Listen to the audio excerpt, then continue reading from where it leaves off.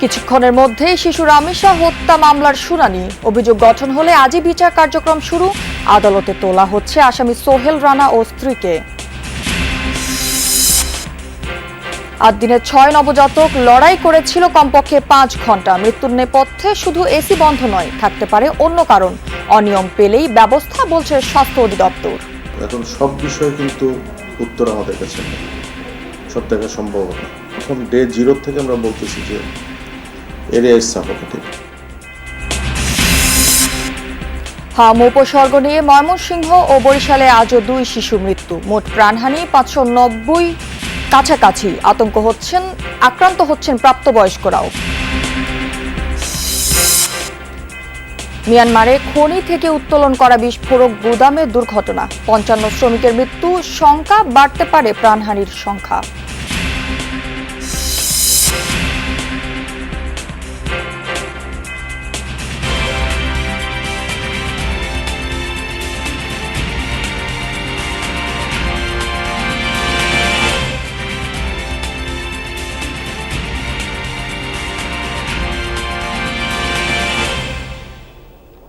দর্শক আমন্ত্রণ যমুনা নিউজে, আপনাদের সাথে আমি আছি রাহেলা জ্যোতি। এতক্ষণ শিরোনাম দেখছিলেন, এবার পুরো খবর।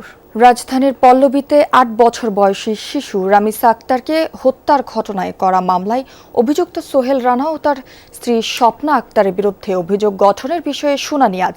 অভিযোগ গঠন হলে এ মামলার বিচারিক কার্যক্রম আনুষ্ঠানিকভাবে শুরু হবে। এর মধ্যে আদালতে তোলা হচ্ছে মামলার আসামি সোহেল রানা ও তার স্ত্রীকে। ঢাকার মহানগর শিশু সহিংসতা দমন ট্রাইব্যুনালে বিচারক মাসরুর সালেকিনের আদালতে এই শুনানি অনুষ্ঠিত হবে। অভিযোগ গঠনের পক্ষে শুনানি করবেন এ মামলার special public prosecutor Azizur Rahman Dulu. অভিযুক্ত সোহেল রানা ও তার স্ত্রীর পক্ষে রাষ্ট্রনিযুক্ত আইনজীবী শুনানি করবেন। গত 24 মে রামিসা হত্যা মামলায় সোহেল রানা ও স্বপ্না আক্তারের বিরুদ্ধে দেওয়া অভিযোগপত্র আমলে নেন আদালত। আমরা এই বিষয়ে আরো তথ্য জানাতে ট্রাইব্যুনাল থেকে যোগ দিচ্ছেন আমাদের সহকর্মী রাব্বি হোসেন। রাব্বি, আজকে অভিযোগ গঠন হলে বিচার প্রক্রিয়া শুরু হবে এবং সাক্ষ্য গ্রহণ কবে নাগাদ শুরু হতে পারে? স্টেট ডিফেন্সও কি আজকে শুনানি করবে? জানাবেন একটু বিস্তারিত। যদি কিছুক্ষণ আগেই আদালতে তোলা হয়েছে রামিসা হত্যা মামলার অন্যতম যিনি আসামি রয়েছেন সোহেল রানা, তাকে এবং তার স্ত্রী যিনি রয়েছেন তাকেও আদালতে তোলা হচ্ছে। তবে আজকে মূলত তাদের বিরুদ্ধে আনুষ্ঠানিক অভিযোগ গঠন করে বিচার শুরুর আদেশ দিবেন আদালত। এখানে ঢাকা মহানগর শিশু সহিংসতা দমন ট্রাইব্যুনালে মূলত বিচার চলবে এবং আজকে সাক্ষ্যগ্রহণ হবে কিনা সেটি কিছুক্ষণের মধ্যে আমরা আসলে জানতে পারবো।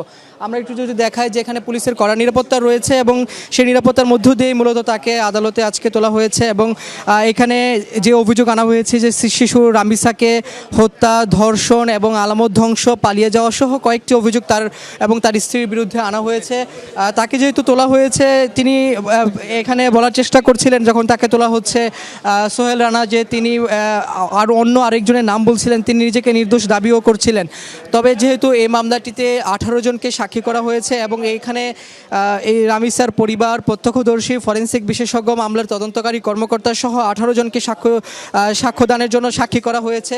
তবে এখানে যেহেতু আজকে আনুষ্ঠানিক অভিযোগ গঠন করা হলে একটি সাক্ষ্য গ্রহণের তারিখ পড়তে পারে অথবা আজকেও সাক্ষ্য গ্রহণ হতে পারে। তবে আমরা যতটুকু জানতে পেরেছি আজকে শুধু আনুষ্ঠানিক অভিযোগ গঠন করে বিচার শুরুর আদেশ দিবেন আদালত। পরবর্তীতে আরেকটি তারিখ হয়তো আগামীকাল বা আরও একটি তারিখ দেওয়া হবে যে সাক্ষ্য গ্রহণ শুরু করার জন্য। এখানে বিশেষ পাবলিক প্রসিকিউটর আজিজুর রহমান দুলু উপস্থিত হয়েছেন। পাশাপাশি এই মামলায় যিনি রাষ্ট্রনিযুক্ত আসামিপক্ষের আইনজীবী তিনিও আদালতে হাজির হয়েছেন। তারা চেষ্টা করছেন যে তিনি এইখানে আজকে অব্যাহতি চেয়ে আবেদন করবেন রাষ্ট্রনিযুক্ত আইনজীবী। আমরা দেখছি যে ক্যামেরাতে এখানে অভিযুক্ত সোহেল রানার যে স্ত্রী রয়েছে তাকেও আদালতে তোলা হচ্ছে। কিছুক্ষণ আগে সোহেল রানাকে তোলা হয়েছে আদালতের এজলাসে। কিছুক্ষণের মধ্যেই বিচার কার্যক্রমটি শুরু হবে, অর্থাৎ বিচার শুরু হবে কিনা সেই আদেশটিও কিছুক্ষণের মধ্যে আমরা জানতে পারবো। তবে এখানে আমরা দেখছি যে সোহেল রানার যে স্ত্রী রয়েছে তাকে এজলাসে তোলা হচ্ছে। পুলিশের কড়া নিরাপত্তার মধ্য দিয়েই এই সোহেল রানার স্ত্রীকে রামিসা হত্যা মামলার যিনি দ্বিতীয় আসামি অভিযুক্ত সোহেল রানার স্ত্রী তাকে আদালতে তোলা হচ্ছে এবং কিছুক্ষণের মধ্যেই যেই শুনানি সেটি শুরু হবে। সেখানে দুই পক্ষই শুনানি করবেন, দুই পক্ষই তাদের যুক্তি তুলে ধরবেন বিচার শুরু করার ক্ষেত্রে। তবে আমরা দেখছি এই মামলাটি যেহেতু অত্যন্ত আলোচিত মামলা, সরকারের পক্ষ থেকে বলা হচ্ছে যে এই মামলাটি যত দ্রুত সম্ভব নিষ্পত্তি তারা করতে চান এবং আসামি যারা রয়েছেন তাদেরকে সর্বোচ্চ শাস্তির আওতায় আনতে চান বলে সরকার পক্ষ থেকেও বারবার বলা হচ্ছে। আইনমন্ত্রী বলছেন, স্বরাষ্ট্রমন্ত্রী বলছেন, সরকার প্রধান থেকে শুরু করে সকলেই বলছেন এই মামলার সর্বোচ্চ শাস্তি তারা দেখতে চান। তবে এখানে আসামি পক্ষের যিনি আইনজীবী রয়েছেন, বিশেষ করে ঢাকা বার থেকে বলা হচ্ছিল আসামি পক্ষে কোনো আইনি লড়াই তারা করবেন না, পরবর্তীতে আইনের স্বার্থে, ন্যায় বিচারের স্বার্থে তাদেরকে রাষ্ট্র নিযুক্ত একটি আইনজীবী নিয়োগ করে দেওয়া হয়েছে। তবে আমরা দেখছি যে এখানে আসামিদেরকে এজলাসে তোলা হচ্ছে, তোলার পরে কিছুক্ষণের মধ্যেই তাদের বিচার কার্যক্রম যেটি রয়েছে সেটি শুরু হবে এবং বিচার কার্যক্রমে কবে নাগাদ সাক্ষ্য গ্রহণ শুরু হবে সেটিও কিছুক্ষণের মধ্যেই, যখন বিচার প্রক্রিয়া শুরু হবে তখন জানা যাবে। অর্থাৎ শুনানিতে সেখানে দুই পক্ষই শুনানিতে অংশ নেবেন। রাষ্ট্রনিযুক্ত আইনজীবীরা তাদের আসামি মক্কেলদের অব্যাহতি চেয়ে আবেদন করবেন। পাশাপাশি স্পেশাল পাবলিক প্রসিকিউটর যিনি রয়েছেন আজিজুর রহমান দুলু, তিনি মূলত এই মামলাটি পরিচালনা করার জন্যই সরকার থেকে তিনি নিযুক্ত হয়েছেন। তিনি আসামিদেরকে বিচারের মুখোমুখি আনতে আবেদন জানাবেন এবং আবেদন জানালে আজকে তাদের অভিযোগ গঠনের মধ্য দিয়ে বিচার প্রক্রিয়া শুরু হবে।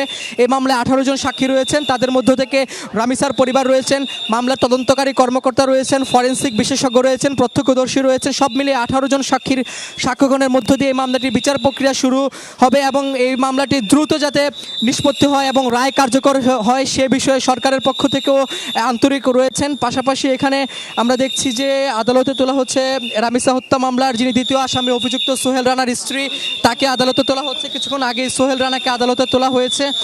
কিছুক্ষণের মধ্যেই ধারণা করা হচ্ছে যে আর অল্প সময়ের মধ্যেই বিচারের কার্যক্রমের যে আনুষ্ঠানিকতা, অর্থাৎ শুনানির যে আনুষ্ঠানিকতা সেটি শুরু হবে এবং বিচার প্রক্রিয়া আনুষ্ঠানিকভাবে আজকে অভিযোগ গঠনের মধ্য দিয়ে এই মামলার বিচার শুরু হচ্ছে বলে আমরা জানতে পেরেছি। তবে এখনও যেহেতু এজলাসে বিচারক আসেননি, তবে কিছুক্ষণের মধ্যেই এজলাসে বিচারক বসবেন এবং এই মামলার যে শুনানি সেটি শুরু হবে। দুই পক্ষ শুনানি করবেন। আসামিদের উপস্থিতিতেই মূলত এই মামলার যে বিচার কার্যক্রম সেটি আনুষ্ঠানিকভাবে আজকে শুরু হতে যাচ্ছে। রাব্বি, আপনাকে ধন্যবাদ সেখানকার বিস্তারিত জানানোর জন্য। অক্সিজেন না থাকলে 15 মিনিটের মধ্যে মারা যায় যে কোনো মানুষ, এমন মত চিকিৎসকদের। 8 দিনের 6 নবজাতক লড়াই করেছে কমপক্ষে 5 ঘন্টা। ফলে কেবল এসি বন্ধ নয়, শিশু মৃত্যুর পেছনে আরও কারণ থাকতে পারে বলে মনে করছেন তারা। এছাড়া হাসপাতাল ও বেকারি একই সাথে থাকার সুযোগ নেই বলছেন স্বাস্থ্য অধিদপ্তরের অতিরিক্ত মহাপরিচালক। জানান অনিয়মের বিরুদ্ধে ব্যবস্থা নেওয়া হবে।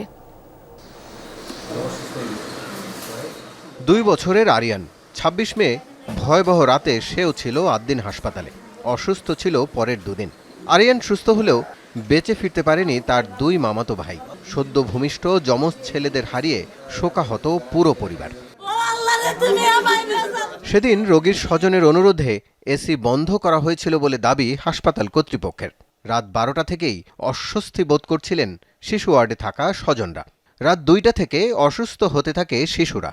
বেডে যে এরকমের সমস্যা ছিল তারা তো আমাদেরকে সরিয়ে দেবে, তারা তো তাও করলো না। তারপর আমাদের বাচ্চাগুলো অসুস্থ, তারা সামনে আগেই আসলো না, তাদের তো আমরা কোনো সেবাই পাইনি। 2 বার বমি করছে, এরপর আস্তে আস্তে বাচ্চার শরীর ছাইড়ে দেওয়া, যেরকম ব্রয়লার মুরগি জবাই দিলে যেরকম দাপড়ায় না, এরকম দাপড়াইতে বাচ্চাটি মারা গেছে।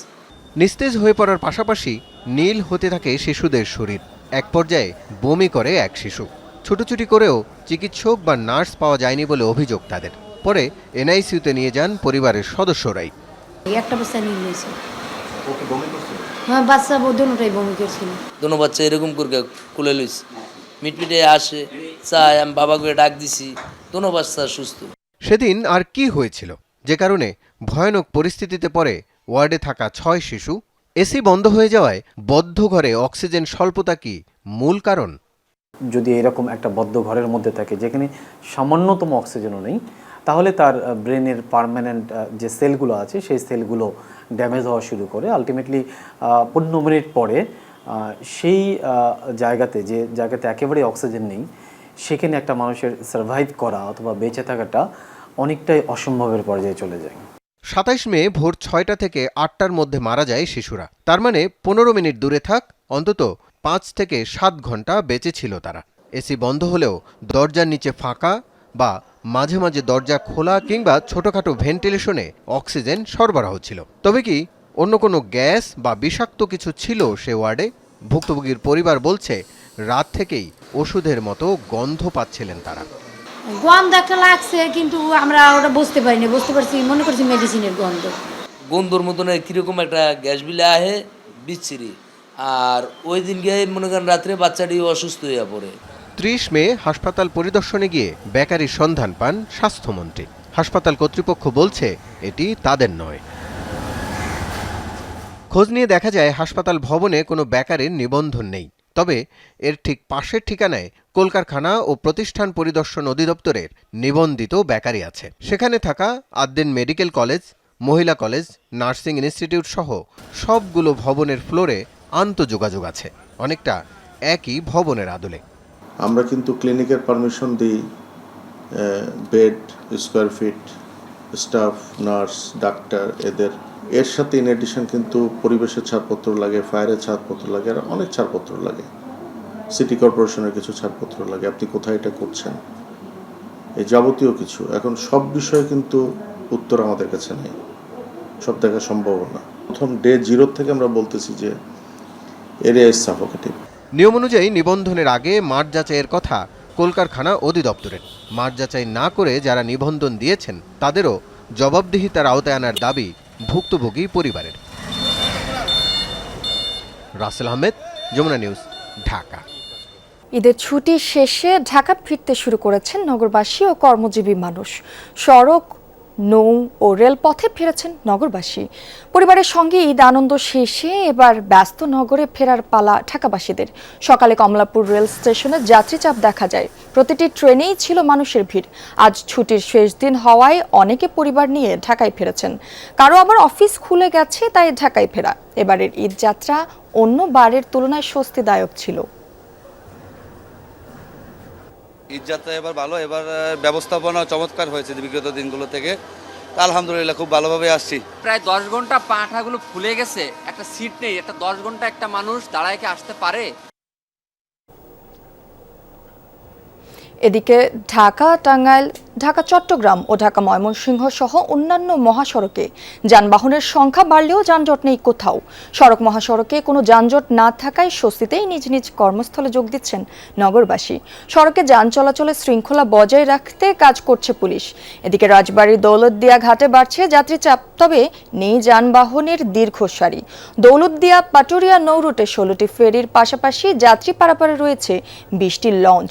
আগামী 2-1 দিনের মধ্যে রাজধানী আবার তার চেনা রূপে ফিরবে বলে মনে করছেন সবাই। লঞ্চেও স্বস্তি নিয়েই রাজধানীতে ফিরছেন কর্মজীবীরা। জানান, লম্বা ছুটি হওয়ায় পরিবারকে আগেই পাঠিয়ে দিয়েছিলেন অনেকে। এবার ছুটি শেষেও কোনো ঝক্কি ঝামেলা ছাড়াই ফিরলেন ঢাকায়। বেশিরভাগ যাত্রী জানান কোথাও বাড়তি ভাড়া আদায় করা হয়নি। সার্বিক ব্যবস্থাপনাও ছিল বেশ সন্তোষজনক। বৈরী আবহাওয়া আর দুর্ঘটনার কথা মাথায় রেখে এই ঈদে বেশ তৎপর ছিলেন কোস্টগার্ড সদস্যরা। আসার সময় তো বাসে আসার কথা ছিল, বাসে একেবারে বিজি, লাস্টের দিকে 2টা সিট পাচ্ছিলাম, পরে আবার লঞ্চ টার্মিনাল ব্যাক করলাম, এই জন্য লঞ্চে করে আসতে হলো। হ্যাঁ, খুব সুন্দরভাবে আসছে, লঞ্চে অনেক ভালোভাবে আসা গেছে। প্রথমবারও আইনের লোকরা ছিল, তারা আমাদেরকে ভালোভাবে নিরাপদভাবে নামাইছিল। যাওয়ার সময় কোনো ঝামেলা হয়নি, ঈদে আসার সময় ঝামেলা হয়নি। আমাদের ঈদ সুন্দরভাবে কাটছে, আমরা যাতায়াত করতে পারি সুন্দরভাবে, কোনো ঝামেলাই হয়নি। দর্শক, এই বিষয়ে আরো আপডেট জানতে আমরা যাব সহকর্মী রাব্বি সিদ্দিকের কাছে। তিনি আছেন রাজধানীর সায়দাবাদ বাস টার্মিনালে। রাব্বি, কি বলছেন ছুটি শেষে ঢাকায় ফেরা কর্মজীবী মানুষ, আর সার্বিক ব্যবস্থাপনা নিয়ে তারা কি কতটুকু সন্তুষ্ট জানাবেন একটু। যেহেতু ঈদ যাত্রা শেষ হয়ে গেছে, আজকে যে অফিস আদালত খুলেছে, তো সেক্ষেত্রে আসলে বলাই যায় যে যারা বাসে করে এসেছেন তারা কিন্তু বলেছেন যে খুব স্বস্তিতেই তারা ফিরতে পেরেছেন। আমি বেশ কয়েকজন যাত্রীর সাথে কথা বলেছি, তারা বলেছেন যে যাত্রাপথে তেমন ভোগান্তি ছিল না, যানজট ছিল না, সব মিলিয়ে তারা বাস যাত্রায় এবার স্বস্তি পেয়েছেন।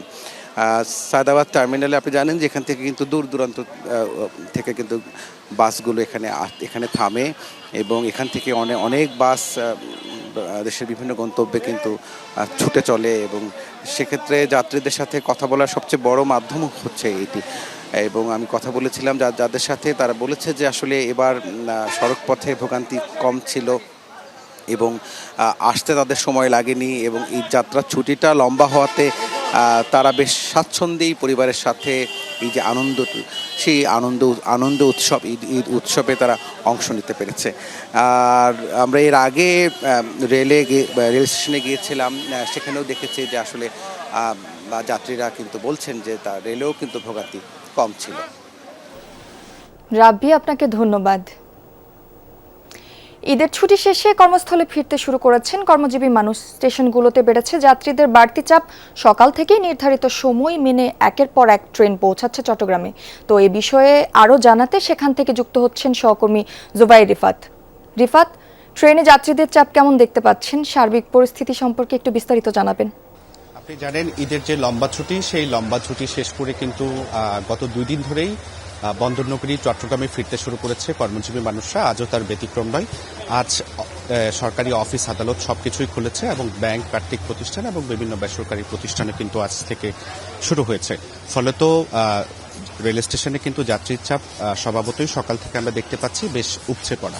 অর্থাৎ কর্মজীবী মানুষরা দীর্ঘ লম্বা সময় পরিবার পরিজনের সাথে যে ঈদ, সেই ঈদের ছুটি ভাগাভাগি করে, ঈদের আনন্দ ভাগাভাগি করে কর্মস্থলে ফিরতে শুরু করেছে। এবং যাত্রীদের অধিকাংশের সাথে আমাদের কথা হয়েছে, তারা যেমনটি বলছেন যাত্রাপথে তেমন কোনো ভোগান্তি নেই। তবে একটি উল্লেখযোগ্য বিষয় তারা বলছেন যে রেলের যে যাত্রাপথ, সেই যাত্রাপথে অর্থাৎ জামালপুরগামী যে বিজয় এক্সপ্রেস, সেটি আসলে চট্টগ্রাম রেল স্টেশনে এসে পৌঁছানোর কথা ছিল সকাল 7টায়। সেটি দুর্ভাগ্যবশত বিলম্ব হয়ে সেটি পৌঁছায় কিন্তু সকাল 10টা নাগাদ, অর্থাৎ 3 ঘন্টা দেরি হয়। এছাড়া সার্বিক পরিস্থিতির কথা যদি বলি, অন্যান্য ট্রেনগুলো কিন্তু ঠিক সময়েই চট্টগ্রাম রেল স্টেশনে এসে পৌঁছাচ্ছে এবং যাত্রীরাও বেশ স্বস্তিতে আসলে তাদের কর্মস্থলে ফিরতে শুরু করেছে। রিফাত, আপনাকে ধন্যবাদ, বিস্তারিত জানাচ্ছিলেন। দেশে হাম উপসর্গে থামছে না মৃত্যু। 24 ঘন্টায় ময়মনসিংহ ও সিলেটে প্রাণ গেছে আরও 2 জনের। এ নিয়ে হাম উপসর্গ নিয়ে সিলেটে মৃত্যু হলো 61 জনের। নতুন করে হাসপাতালে ভর্তি হয়েছেন 78 জন। মোট চিকিৎসাধীন 256 জন রোগী। ময়মনসিংহ মেডিকেলে 24 ঘন্টায় নতুন রোগী ভর্তি হয়েছেন 38 জন। মোট চিকিৎসাধীন 102 জন। এছাড়া বরিশাল, রাজশাহী ও চট্টগ্রাম বিভাগের বিভিন্ন হাসপাতালে রোগীর ভিড় রয়েছে। কোথাও কোথাও শয্যা সংকটে ভোগান্তি পোহাতে হচ্ছে রোগী ও স্বজনদের।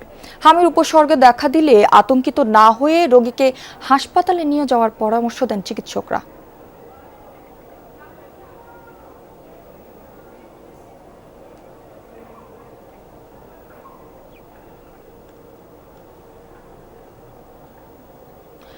বিশ্ববাজারের সাথে সমন্বয় রেখে আবারও দেশের বাজারে বাড়ল অকটেন পেট্রোল ও কেরোসিনের দাম।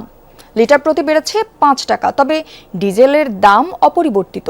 এই ব্যাপারে আরও তথ্য জানাতে রাজধানীর আসাদ গেট থেকে যোগ দিচ্ছেন সহকর্মী রিয়াজ রায়হান। রিয়াজ, ফুয়েল পাম্পগুলোয় কি নতুন দাম কার্যকর হয়েছে? এই ব্যাপারে গ্রাহকরা কি বলছেন?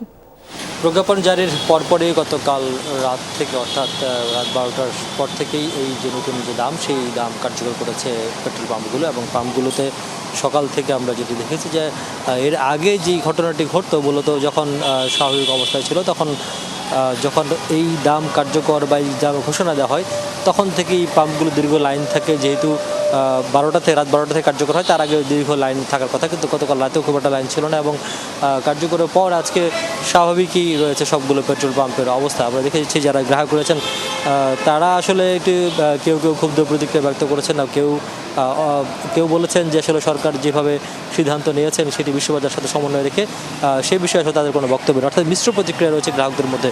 পাশাপাশি যেহেতু ডিজেলের দাম অপরিবর্তিত রয়েছে বা বাড়ানো হয়নি, সেক্ষেত্রে যানবাহন বা গণপরিবহন যেগুলো রয়েছে, সেই গণপরিবহনের ভাড়া, কৃষি পণ্যের দাম থেকে শুরু করে নিত্যপণ্য দাম অপরিবর্তিত থাকার সম্ভাবনা রয়েছে। এবং বলছেন যে এই যেহেতু ডিজেলের দাম অপরিবর্তিত রয়েছে, সেই কারণে গ্রাহক পর্যায়ে অর্থাৎ নিত্যপণ্য বা যানবাহন কেন্দ্রিক যে ভাড়া, সেটি নিয়ে নড়াজ্য হওয়ার কোনো সম্ভাবনা বা শঙ্কা নেই এবং ভোগান্তিরও হওয়ার শঙ্কা নেই। তবে গ্রাহকরা বলছেন যে এটি আসলে যখন বিশ্ববাজারে যখন দাম কমে, তখন যদি আবার কমিয়ে ফেলা হয়, তখন হয়তো এই যে সুফল সেটি পাবে গ্রাহক পর্যায়ে। রিয়াজ, আপনাকে ধন্যবাদ। অপরিকল্পিত নগরায়নের চাপে নতুন ঢাকা পরিণত হচ্ছে পুরনো ঢাকায়। দিন দিন আরও ঘিঞ্জি আর ঘনবসতিপূর্ণ এলাকায় পাল্টে যাচ্ছে উত্তরখান, দক্ষিণখান, বাড্ডা, রামপুরা, খিলগাঁও, বাউনিয়া সহ বর্ধনশীল শহর। অভিযোগ, তদারকি প্রতিষ্ঠান রাজুক কর্মকর্তারাই অবৈধ নির্মাণের সহযোগী। তবে ভবিষ্যতে কঠোর অবস্থানের কথা জানান রাজুক চেয়ারম্যান। নগর পরিকল্পনাবিদরা বলছেন, বাসযোগ্য শহরের তালিকায় তলানিতে থাকা ঢাকাকে বাঁচাতে দ্রুত পদক্ষেপ নেওয়া জরুরি। নাহিদ হোসেনের ক্যামেরায় ফয়সাল মাহমুদের রিপোর্ট।